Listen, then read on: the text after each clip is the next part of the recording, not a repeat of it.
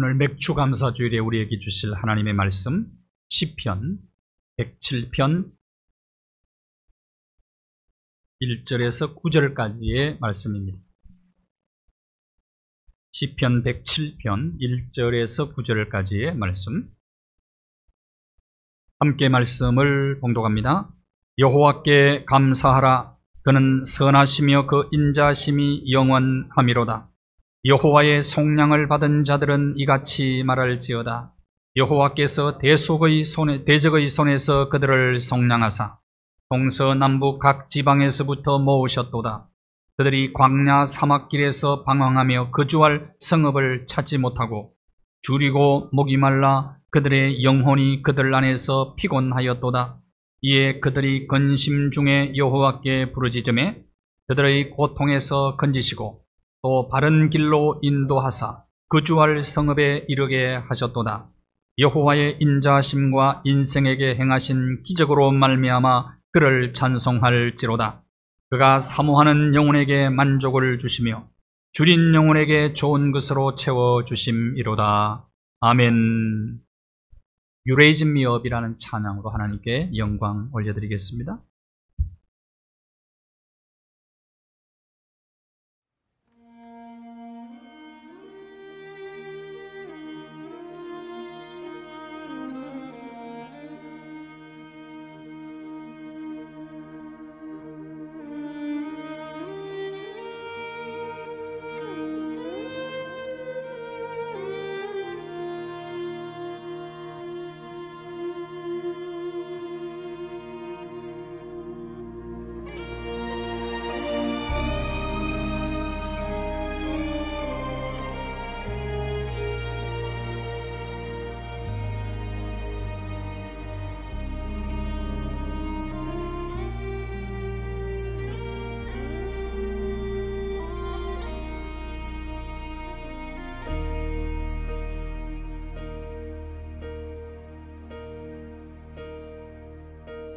When I am down and oh my soul so weary, when troubles come and my heart burden be, then I'm still and waiting in the silence until you come and see why we do. You raise me up.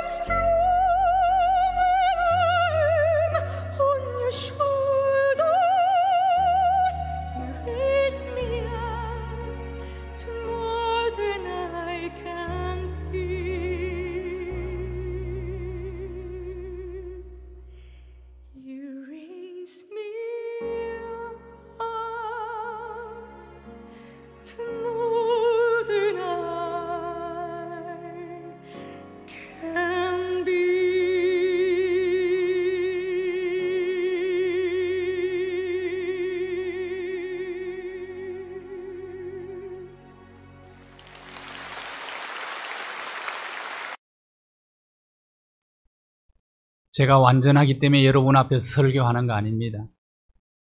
어제보다 조금 나은 내가 되었기 때문입니다. 2022년 상반기보다 저는 2022년 하반기가 더 나아질 겁니다. 조금씩 나아지기 때문에 여러분에게 설교하고 있습니다. 미국 남부 도시 어느 큰 정신병원에서 있었던 일입니다. 그 정신병원에 15년 동안 환자들을 이송해 주었던 운전기사.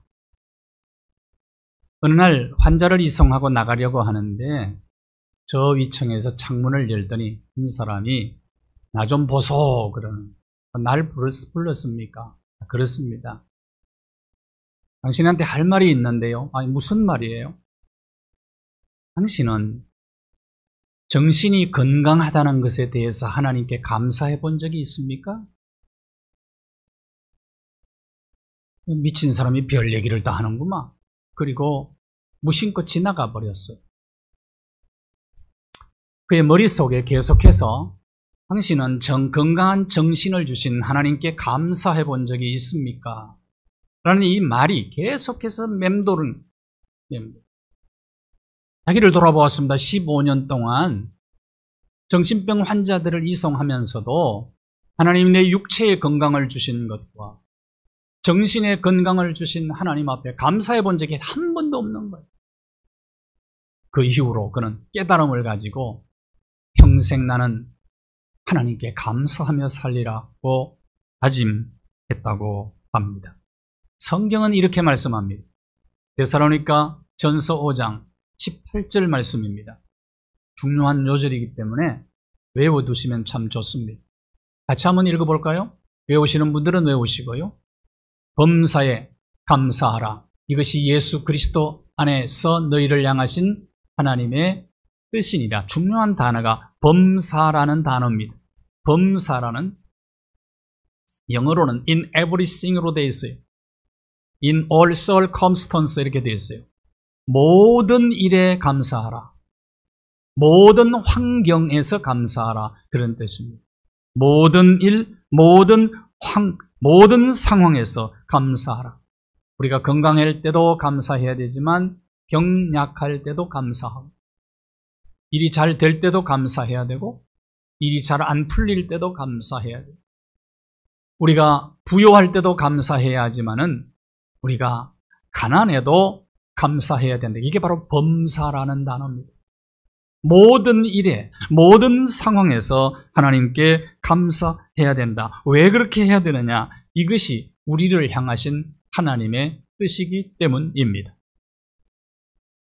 이미 정확하게 밝혀진 하나님의 뜻은 범사에 우리가 감사하는 것입니다. 누가 인생을 성공적으로 산 사람입니까? 부요, 권세, 명예, 지위 가지고 있는 사람입니까? 기준이 좀 다릅니다. 물론 그것이 성공일 수도 있어요. 사람마다 기준이 다르니까. 그러나 아무리 높은 자리에 앉아서 권력과 부여와 명예와 지위를 누렸다고 할지라도 그가 그 자리에서 하나님의 뜻을 이루지 못했다면 그는 절대로 성공한 사람이 아닙니다. 오히려 욕을 먹을 겁니다. 욕된 인생을 사는 겁니다. 그러나 비록 낮은 자리에서 가난하게 살아도 배우지 못한 삶을 살았다고 할지라도 내 삶의 현장에 내가 하는 일을 통해서 하나님의 뜻을 이루었다면 그는 성공한 사람입니다. 이것은 기준이 다릅니다.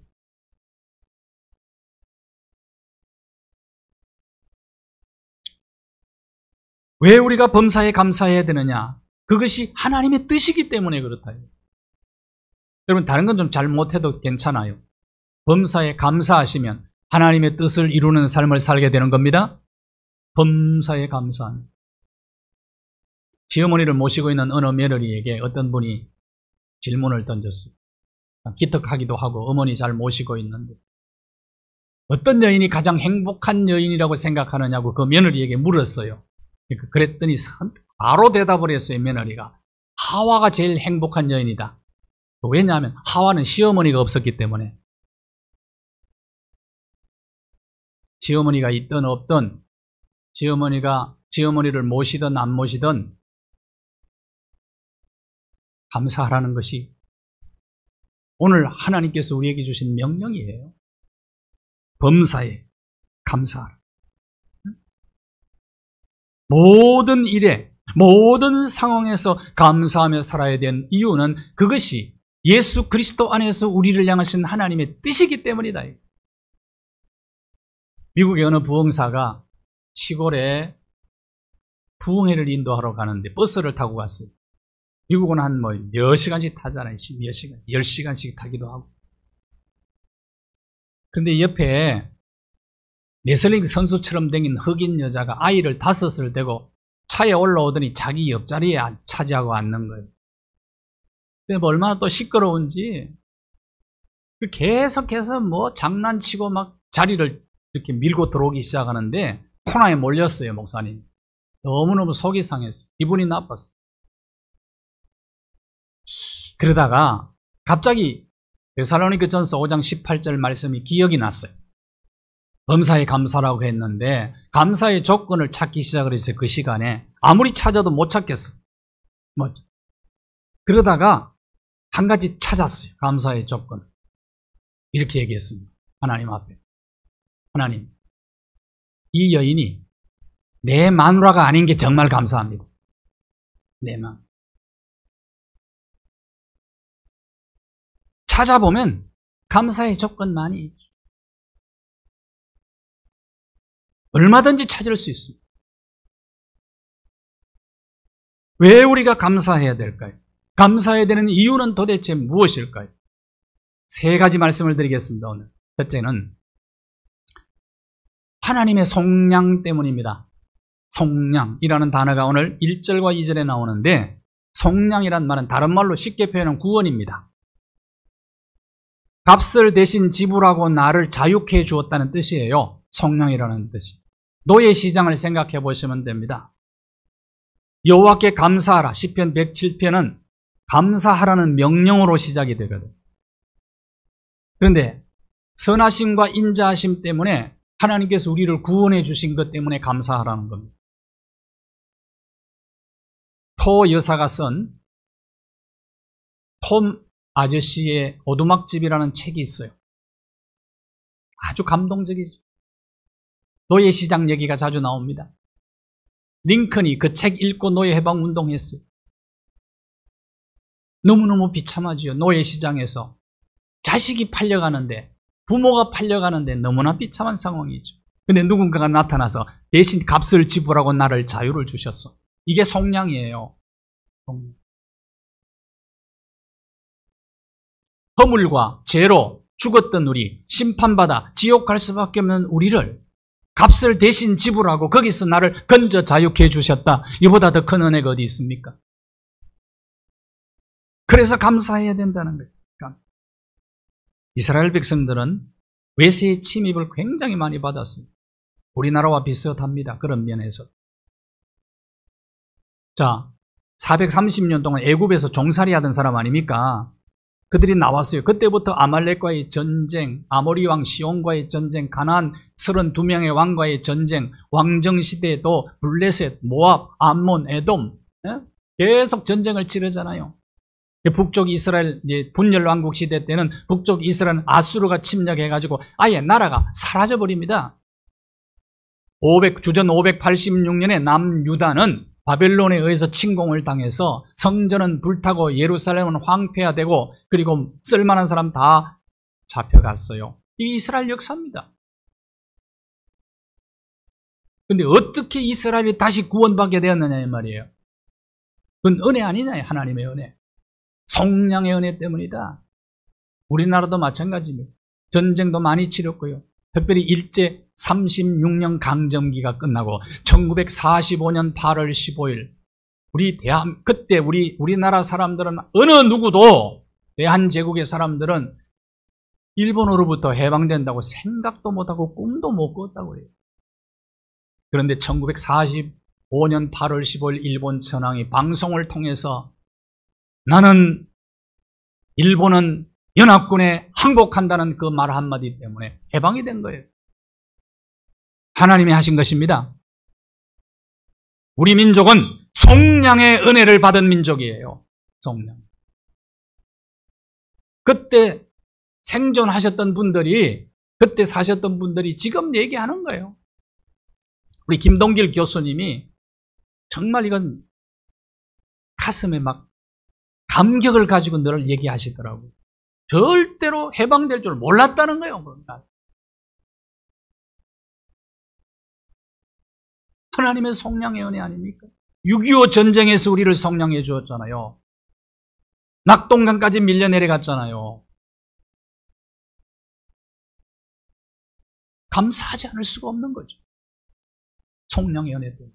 우리는 영적 이스라엘 아닙니까? 다시 말씀드립니다. 죄, 사망, 심판, 지옥에서 나를 건져주신 것은 예수 그리스도의 속량의 은혜 때문 아닙니까? 그래서 영생의 문제와 천국의 문제를 예수님이 해결해 주셨기 때문에 감사하지 않을 수가 없습니다.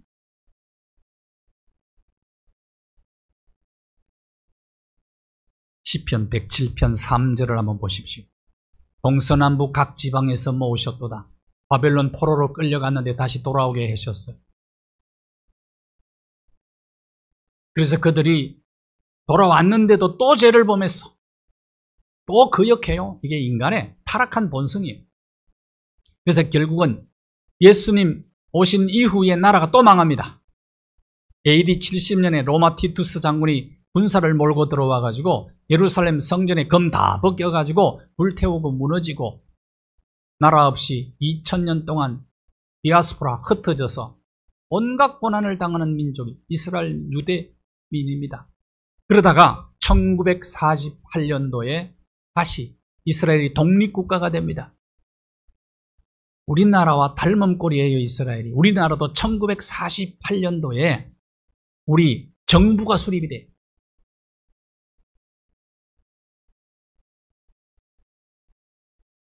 속량의 은혜, 찬양하지 않을 수가 없죠.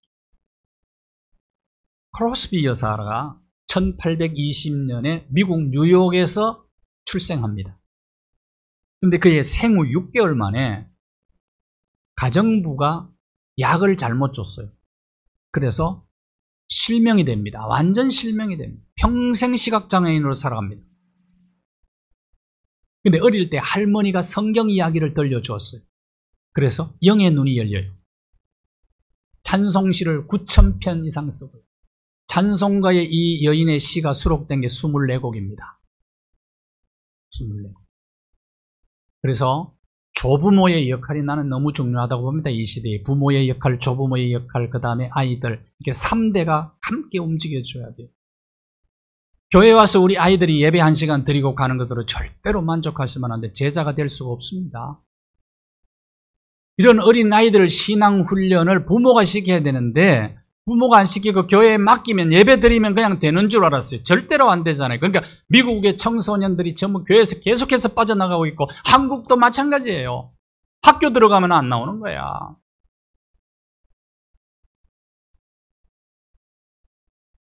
앞으로 저도 이제 은퇴 얼마 안 남았는데 이 좀 정착하고 나가야 될 거예요. 방법이 없어요. 방법이. 부모가 아무리 해도 안 나오는 거야.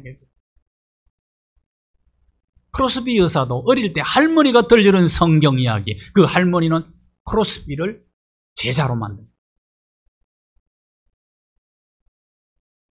교회에 맡겨놓고 끝났다고 생각하지만 안 돼요. 그래서 그가 크로스비 여사가 9살 때 말이에요. 9살 때 기도를 드렸어, 하나님 앞에. 그의 기도문이 남아 있습니다. 하나님, 내 눈을 뜨게 해줘도 난 안 받을게요, 하나님.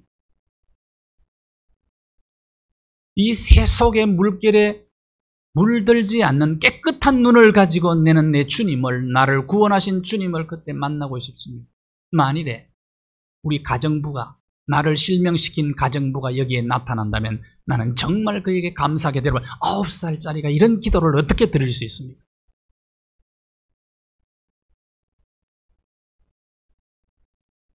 그가 쓴 시 찬송 가운데 은혜로운 찬송 288장입니다. 예수로 나의 구주삼. 1절과 3절을 우리 함께 불러보겠습니다. 이 크로스비 여사가 쓴 시. 이 가사 중에 예수님을 나의 구세주로 모시고 하늘의 영광을 보며 영의 눈이 열려 하늘의 영광을 보며 자기 눈에는 영의 눈이 열려서 구속한 주님만 내게 보인다. 속량하신 그 주님만 내게 보인다는 찬양.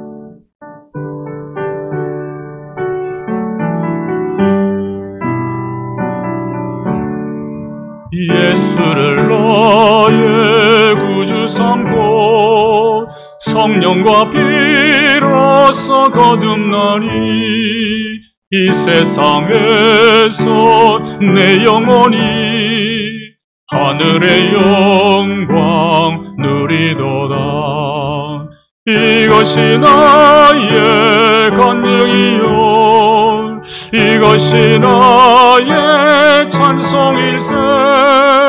나 사는 동안 끊임없이 그 주를 찬송하리로다.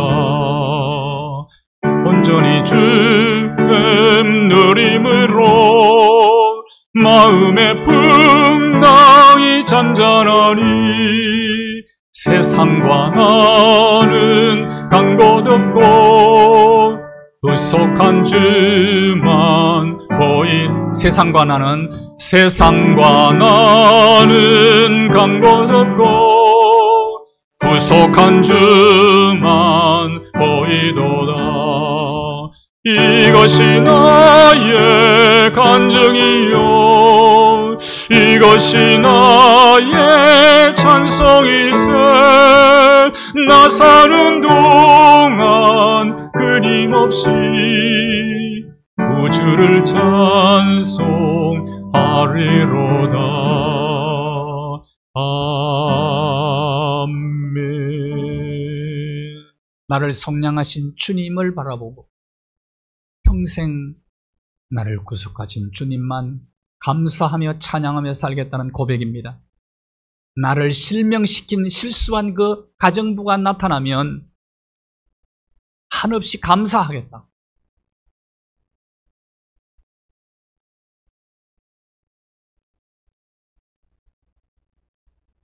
우리를 속량하신 예수 그리스도께서 우리의 가장 중요한 죄의 문제, 죽음의 문제, 심판의 문제, 지옥의 문제, 영생의 문제, 천국의 문제를 해결해 주셨기 때문에 우리는 찬양하는 것이 마땅한 일입니다. 마땅한 일. 두 번째 이유가 있어요. 6절 말씀을 보세요. 기도 응답 때문입니다. 하나님이 우리의 기도를 응답해 주시기 때문에. 6절입니다. 그들이 근심 중에 부르짖음에 광야길을 걸어갈 때 근심, 걱정, 두려움이 얼마나 많았습니까? 40년 동안. 인생길은 순례자의 길, 광야의 길 아닙니까? 근심, 걱정과 함께 사는 것이 인생이라고 봅니다. 왜냐하면 길 자체가 광야길이기 때문이에요. 그래서 근심 중에 하나님 앞에 부르짖어 기도했더니 하나님께서 고통에서 건져셨다. 이 말은 응답해 주셨다. 응답. 하나님의 응답 때문입니다. 하나님 근심 중에 우리가 기도하면 응답해 주십니다. 오늘 근심 중에 기도하는 성도 여러분이 응답 받으시기를 바랍니다. 응답 받으시기. 필립보 4장 6절 7절 아무것도 염려하지 말라. 아니 염려거리가 자꾸 생겨서 염려되는데 어떻게 하지 말라 그럽니까? 또 하나님. 어떨 때는 염려가 너무 커서 기도도 안 나올 때가 있는데 또 하나님 또 왜 염려하지 말라고 그러세요? 기도와 간구로 감사함으로 하나님께 아뢰라. 그러나 기도도 안 나오는 절박한 상황 속에서 우리가 하나님 앞에 기도하면 놀라운 평화가 임해요. 하나님의 평화가 우리의 마음과 생각을 지켜주십니다. 이렇게 응답을 마음의 평화로 응답하시면서 그 다음에 우리의 마음의 평화가 임하면 상황은 달라지기 시작하는 거예요. 미국의 미시간 호수에서 배 한 척이 침몰한 적이 있었습니다. 그때 노스웨스트 대학의 한 학생이 물속에 뛰어들어서 23명을 구원을 합니다. 구해주죠. 오랜 세월이 지났어요. 복음주의자 토레이 목사님께서 주일날 설교를 합니다. 그러면서 예화로 그 청년을 이야기하면서 칭찬을 했어요. 예배를 마친 후에 머리가 하얗게 신 노인 한 분이 목사님을 찾아와서 목사님, 그 청년이 바로 접니다. 토레이 목사님이 그 노인에게 물었어요. 그때 당시 그 사건 때 가장 인상에 남은 게 무엇입니까? 라고 물었습니다. 그랬더니 이렇게 대답을 합니다. 23명 중에 내 인상에 가장 깊게 남은 것은 23명 중에 한 사람도 찾아와서 고맙다고 인사한 사람이 없다. 그게 인상에 남는. 사람은 이렇게 은혜를 쉽게 잊어버립니다. 은혜는 물에 새기고 원한을 돌에 새기는 것이 인간이에요. 이게 우리의 약점이기도 합니다. 은혜를 잊어버린 사람은 감사할 수가 없죠. 그래서 은혜를 잊어버리고 배은망덕하며 은혜를 많이 받았는데도 원망하고 불평하는 것은 큰 죄입니다. 중죄예요, 중죄. 이스라엘 백성들이 광야 1세대가 광야에서 다 엎드려져 죽어요. 여호수아와 갈렙에는 뭐 때문에 죽었죠? 원망하다가 죽었다. 원망하다가. 출애굽부터 지금 이 시간까지 매일매일 만나 메추라기 얻어먹고 생수에서 물 먹고 구름기둥 불기둥으로 인도해 주는 은혜를 경험하고도 계속해서 잊어버리는 거예요. 은혜를 망각하는 겁니다. 그러니까 감사할 수가 없어요. 불평하다가 죽은 거예요. 중죄입니다. 이거.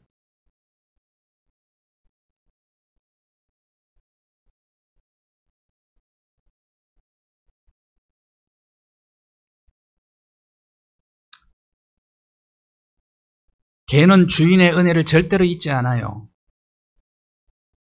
그 은혜를 잊어버리고 불평 원망하는 사람은 개만 또 못합니다.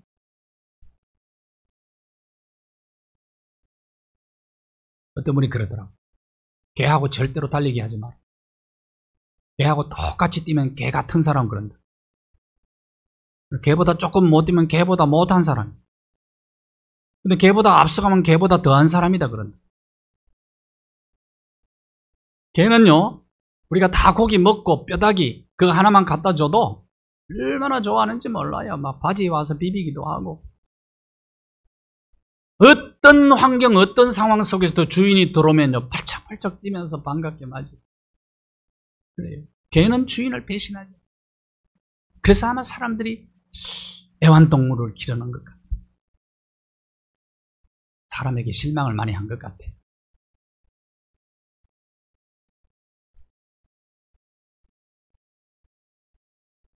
은혜를 잊어버린다니.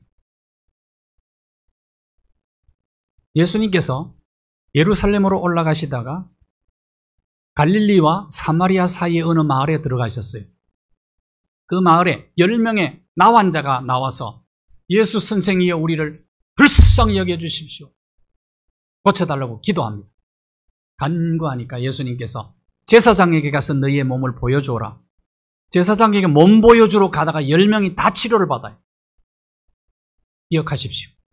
우리 주님은 시간과 공간을 초월해서 역사하고 치료하는 힘이 있어요. 순종만 하면 말이에요. 10명이 다 나왔어. 그런데 사마리아 사람 한 사람만 와가지고 감사 인사를 했어요. 그때 예수님께서 뭐라고 말씀합니까? 누가복음 17장 17절에 보면 아홉 어디 갔냐 물어요. 아홉은 어디 갔니? 어떻게 감사할 줄도 모르냐? 불치병인 나병 치료받고도 은혜도 모르고 감사도 모르냐?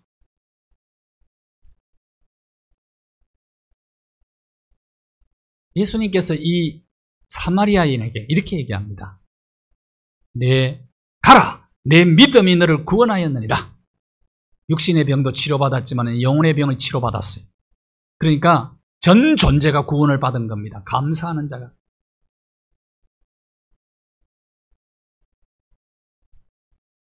우리는 근심거리를 안고 살아가는 사람들이에요.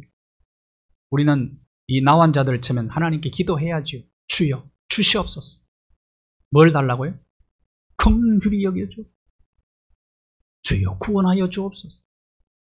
주님이 해결사인 줄 믿습니다. 주님이 구원하여 주옵소서.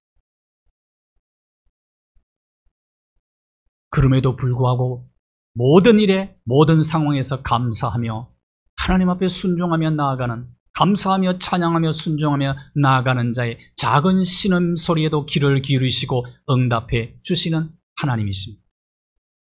그래서 우리는 그분께 감사할 수밖에 없죠. 감사하는 건 마땅한 일이죠. 마지막 세 번째 이유입니다. 그것은 바른 길로 우리를 인도하시기 때문에. 바른 길로. 시편 107편 7절. 그래서 이스라엘 광야 40년 길을 인도하셨다는 얘기입니다. 광야길 40년. 그런데 하나님이 인도하신 그 길이 바른 길이었다. 블레셋 땅의 길로 가면 10하루 만에 가는 좋은 길이 있었어요. 그러나 홍해 광야길로 돌아서 40년 동안 멀고도 험난한 길을 하나님이 인도했는데 그 길이 바른 길이었다. 바른 길이란 말은 히브리어로 야샤르라고 한다는데 가장 적합한 길로 하나님이 인도하셨다. 그 길은 먼 길이요, 험한 길이요, 고난의 길이었어요. 광야길.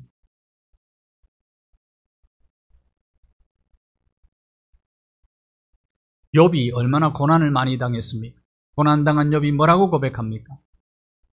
나의 가는 길을 오직 그가 아시나니 그가 나를 단련하신 후에 내가 정금같이 나오리라. 내가 가는 길 이해하지 못할 때가 있어요. 하나님 왜 나를 이런 길로 인도하시느냐? 왜 내가 이런 일을 당해야 됩니까? 하필이면 납니까? 왜 나만 이런 어려움을 당해야 됩니까? 그러나 결국은 그 길이 하나님이 인도하시는 길이 우리가 걸어야 될 가장 적합한 길이었다. 그 길이 고난의 길이라면 그 고난은 우리를 훈련시키는 길이었고 단련시키는 길이었고 마침내 성읍 가나안 땅에 하나님이 인도해 주셨다. 하나님의 섭리를 믿는 자는 감사합니다. 저는 로마서 8장 28절 말씀을 굳게 믿습니다. 하나님을 사랑하는 자 그 뜻대로 부르심을 입은 자들은 하나님이 인도하시는 가장 적합한 길로 알고 그 길을 묵묵히 걸어가는 자는 모든 것이 합력하여 선을 이루게 될 줄로 믿습니다. 저는 이걸 굳게 믿습니다. 요셉이 이걸 믿었어요. 요셉이 17살 때 형들 미움시기 사서 팔려갑니다. 원래 죽이려고 했어요. 도단에서 구덩이에 넣어서 죽이려고 했다고 동생을. 유다가 그래도 아버지가 이 사실을 알면 얼마나 가슴 아파할까. 살려는 주자. 팔아먹잖아요. 17살에 얼마나 어린 나이입니까? 부모의 품이 얼마나 그리울 때예요. 그렇게 가서 노예살이, 종살이, 누명 쓰고 감옥 들어가요. 요셉의 생에 특징이 하나 있다면 불평과 원망이 한마디도 없다는 거예요. 불평과 원망이. 환경적으로 보면 불평할 환경 아닙니까? 그가 나중에 국무총리가 되어서 형들을 만나서 하는 얘기를 한번 들어보세요. 창세기 50장 20절 말씀이에요. 다시 한번 읽어볼까요? 너무 중요한 고백인 것 같아요. 저는 이 말씀을 읽을 때마다 은혜가 돼요. 요셉처럼 하나님의 섭리를 이렇게 믿었으면 참 좋겠다. 같이 고백하면서 읽겠습니다. 시작. 하나님은 그것을 선으로 바꾸사 오늘과 같이 많은 백성의 생명을 구원하게 하시려 하셨습니다. 형들이 요셉, 국무총리된 요셉 앞에 부들부들 떨고 있었죠. 형님들 걱정하지 마세요. 염려하지 마십시오. 당신들은 나를 해치려고 했습니다. 그건 분명한 사실입니다. 그런데 하나님은 그 악을 선으로 바꾸어서 만민의 생명을 구원하는 데 나를 도구로 쓰고 있습니다. 형님들 두려워하지 마세요. 염려하지 마세요. 하나님의 섭리를 100% 믿는 자의 고백입니다. 그러니까 불평 없어요. 원망 없어요. 하나님이 가장 적합한 길로 우리를 인도하실 때 나는 모를 때가 있어요. 이 길이 내게 적합한 길인지 내가 깨닫지 못할 뿐이죠. 그러나 우리는 이렇게 고백하며 살아야 된다. 항상 고백하며 살아야 됩니다. 하나님 하시는 일은 100% 다 옳습니다. 내가 깨닫지 못할 따름입니다. 한번 해봅시다. 하나님 하시는 모든 일은 다 옳습니다. 내가 깨닫지 못할 뿐입니다. 시작.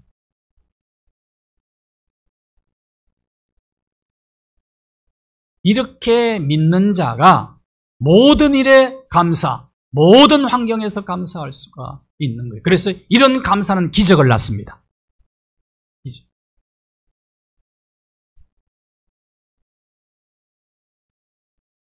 그리스의 집안이 너무 어려워서 학교를 못 다니는 한 친구가 있었어요. 어느 날 광고문을 보니까 은행 수의 모집한다는 광고예요. 가서 시험 보러 갔는데 그를 모르니까 낙방한 거예요. 그래서 뭐 실망하고 가슴이 아파서 교회로 달려가가지고 하나님 앞에 통곡하며 기도합니다. 왜 이렇게 찢어지게 가난한 집에서 내가 태어나서 자라서 이렇게 글 때문에 글 모른다고 낙방하게 되었습니까? 그렇다면 나는 도대체 뭘 하며 살아야 됩니까? 하소연하며 기도. 근데 하나님께서 응답을 주셨어요. 너무 슬퍼하지 말아요. 나는 너를 향한 계획을 가지고 있어. 미국으로 건너가라. 그래서 보따리 싸가지고 뉴욕항에 도착을 했어요. 도착해서 뉴욕 시내를 바라보면서 내 후손들에게는 가난을 대물림하지 않을 거야. 정말 열심히 일을 했어요. 돈을 좀 모아서 사업을 시작했는데 번창했어요. 결국은 그 사람이 나중에 뉴욕 월가의 유명인이 됩니다. 60회 생일잔치를 하는데 세계 거물급 인사들이 다 성대하게 폐갑잔치를 하고 기자들의 질문을 받습니다. 한 기자가 이런 질문을 합니다. 자서전을 선생님이 내셔야 되겠네요. 선생님이야말로 자서전을 내야 되겠네요. 그때 나 글을 모르는데요. 자서전을 어떻게 써요? 아이고 글을 알았으면 훨씬 더 훌륭한 일을 하셨겠군요. 그랬더니 빙그레 웃으면서 글을 알았으면 그리스에서 수의장 했겠지요. 수의장. 글을 몰랐기 때문에 내가 이렇게 된 겁니다. 하나님의 섭리를 믿는 사람. 우리가 가는 길을 잘 몰라요. 우리는 때로는 이 길이 옳은 길인지 옳지 않은 길인지 적합한 길인지 아닌지도 우리는 잘 몰라요.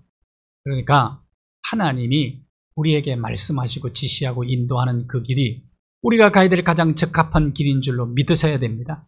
그냥 이 길 걷는 거예요. 이 길 걸으면서 이해 안 돼도 감사하는 거예요. 이해 안 돼. 하나님이 일하실 것입니다. 그렇게 될 때 시편 107편 9절을 보십시오. 같이 한번 읽을까요? 시작. 사모하는 영혼에게 만족을 주시며 줄인 영혼에게 좋은 것으로 채워. 광야 인생길을 걸어가는데 광야길을 걸어가는 이스라엘 백성들이 때로는 절망스러울 때도 있었습니다. 많이 있었습니다만은 그럼에도 불구하고 실망하지 않고 감사하며 하나님의 은혜와 축복을 기대하며 사모할 때 영혼을 만족시키고 좋은 것으로 채워 주셨다는 고백입니다. 이것은 역사적 고백입니다. 이 고백이 저와 여러분의 고백이 되어지기를 바랍니다. 마지막 한 가지만 더 얘기하고 마무리를 합니다. 멕시코 어느 마을에 신기하게도 한 우물에 한쪽에는 온천이 솟아나오고 한쪽에는 얼음물 같은 차가운 물이 이렇게 솟아나는 함께 나란히 있는 그런 우물이 있었다고요. 근데 동네 아낙네들이 빨래를 가지고 와서 온천에 빨래를 하고 냉천에 헹기고 그렇게 합니다. 그래서 이제 그 유명 관광지가 됐다고 그래요. 많은 세계 관광객들이 거기 찾아오는데 어느 날 관광객들이 멕시코 가이드에게 물었답니다. 이렇게 묻습니다. 여기에 아낙들은, 이 동네 사람들은 하나님 앞에 많이 감사하겠습니다. 이렇게 온천과 냉천을 같이 주으니까 얼마나 좋습니다. 감사하겠네요. 그랬더니 가이드가 아니에요. 오히려 불평을 더 많이 해요. 아니 어떻게 불평합니까? 이런 광경을 또 이런 데서 환경 속에서 살면서 어떻게 불평합니까? 불평이 더 많아요. 그랬더니 뭐 때문에 불평하냐고 물었더니 빨래에 꼭 필요한 걸 안 준다고 불평합니다. 빨래에 꼭 필요한 게 뭐냐 그러면 비누 안 준다고 그러는 이게 인간이에요. 하나님의 은혜 기억하셔야 돼요. 성량해 주신 하나님, 우리의 근심 중에 기도할 때 응답하시는 하나님, 우리를 가장 적합한 길로 인도하시는 하나님의 섭리를 믿고 범사에 감사함으로 우리의 영혼을 만족케 하시는 하나님의 은혜, 그리고 우리를 풍성하게 하시는 하나님의 축복을 날마다 경험하며 사시게 되기를 바랍니다. 하나님 감사합니다. 불평하지 않겠습니다. 원망하지 않겠습니다. 어떤 상황 속에서도, 하나님 어떤 환경 속에서도 속량하신 우리 주 예수 그리스도를 인하여 감사하며, 근심 중에, 두려움 중에, 걱정 중에 하나님 앞에 기도할 때 응답하시는 하나님, 나는 모르는 길을 가지만은 아시는 길로, 가장 적합한 길로 나를 인도하여 합력하여 선을 이루시는 하나님, 마침내 우리의 복이 되게 하시는 하나님을 믿고 이 길을 걸으며 감사하며 찬양하며 하나님께 영광 돌리며 하나님을 기쁘시게 함으로 우리의 영혼이 만족함을 얻고 우리의 삶이 풍성해지는 놀라운 축복을 우리 모두가 다 함께 누리게 하여 주옵소서. 예수 그리스도의 이름으로 기도하옵나이다. 아멘.